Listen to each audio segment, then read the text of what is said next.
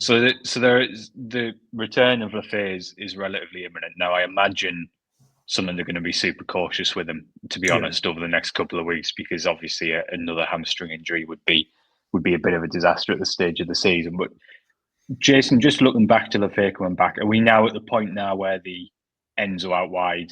I wouldn't say experiment because it was actually pretty logical at the time, given the situation. Is that over? Are we now just dropping Le Fee in for Rig, in for Job, in for Dan Neil? Do you think that's the way forward?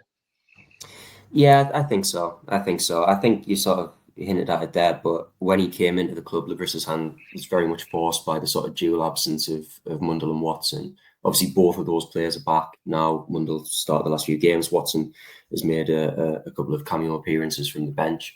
I don't really see how there could be an argument for Le Fee playing out wide ahead of either of those two. And it's sort of obvious that he was signed as a central midfielder, and it's sort of obvious that that is his preferred position as well.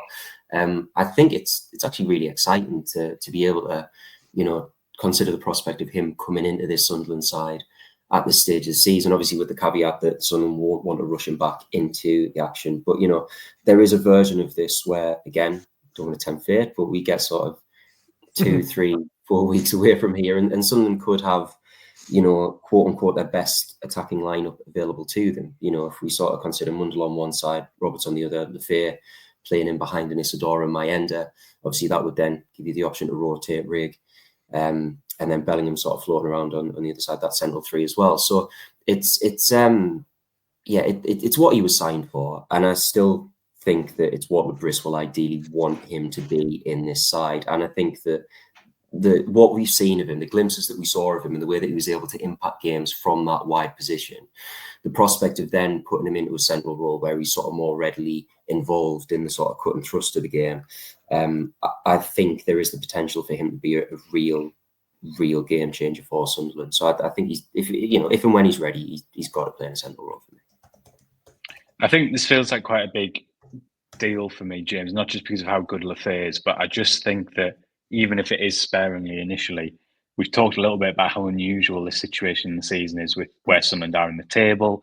And I think in terms of keeping the momentum and also a bit of freshness, a bit of excitement among the fan base, I think dropping Le Fee in is going to be a really big part of that. And of course, what it does massively is it puts real competition in centre midfield, which hasn't existed this season. And the three players who've played the vast majority of the minutes have been incredible, really, when you consider their age and how many minutes they've had to play.